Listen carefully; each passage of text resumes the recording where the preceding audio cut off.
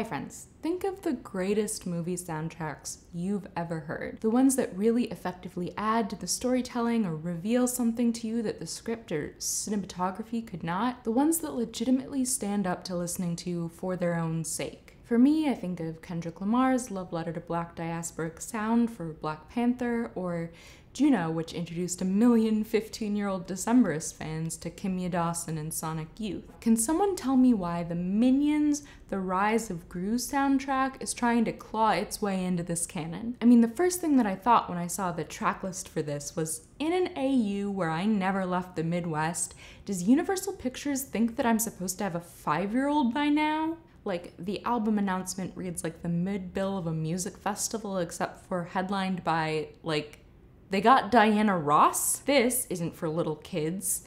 And the 70s songs that they're covering are too old for the 80s-born parents taking their kids to this movie. Who is the Minions soundtrack supposed to be for? So let's talk about the formula for children's movies and their music. Getting A-list celebrity voice actors isn't new. Getting contemporary artists to cover old music isn't new. These are choices made as an olive branch to the parents who are going to bring their kids to see the same movie 6 times. But we want the most parents possible to come in, so just bring in the most broadly popular, focus-grouped dad bod you can think of and write a hit. And by that formula, Jack Antonoff, who produced this record, seems like a pretty consistent choice. But then, kids' movie soundtracks seem to engineer for like maximum Q score, super broad, relatable, could be a host on The Voice type artists. I would have expected your Bruno Marses, or Lizzo's, or Ed Sheeran's maybe. But instead, we have Brittany Howard and Wise Blood. Like, no one on this track list is capable of selling you Minion-branded Supergoop sunscreen on Instagram. They're giving you more like a version than carpool karaoke.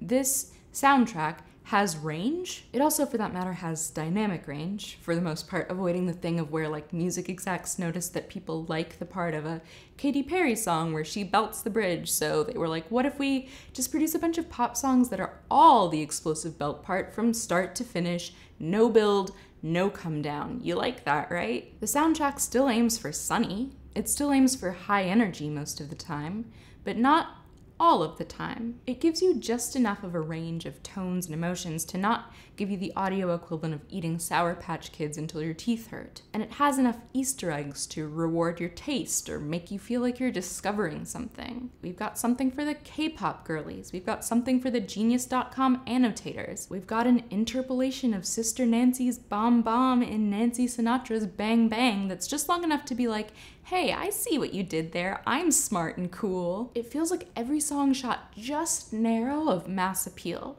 It wants you to enjoy it ironically almost more than it wants your sincere appreciation, and I need to know why. I read the only interview that Jack Antonoff did about this record, and he cops to trying to create something left of center that avoided the best known artists, that would, quote, grab people by the shoulders and get their attention and make them go, holy shit, this fucker wanted to befuddle me enough to talk about it, and look, I got. It reminds me of the strategy perfected by BuzzFeed Video in its mid-2010s prime. They made all those videos like introvert problems or things only left-handed people will understand, because they knew that people will watch things that appeal to the center, that try to run a rough average of everyone's tastes, say a video of a cute puppy.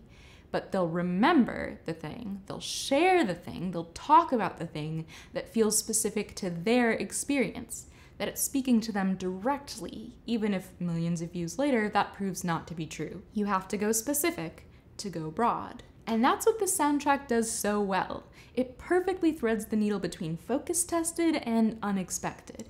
It's pretty genre diverse and pulls from a range of artists who have the kind of fan bases that still feel like they're inventing something. Like this artist still belongs to them in some way, that they're still a unique part of their fans' identity. And that makes for sure some decently enjoyable music, but it also makes for like a big ball of specificity hooks that are gonna find their way into you one way or another. No lowest common denominator dopamine factory can appeal to all listeners. But pretending that the soundtrack just gets you, that you're the only one in on it, that it's just for you, is the only way that it can be for everyone. Tell me in comments about your favorite movie soundtracks. I will spin them in the audio channel of the Discord later, probably along with some Minions tunes. This video was made possible by the Radish Collective. Join them in supporting my channel at patreon.com/ItsRadishTime, and I will see you soon. Bye.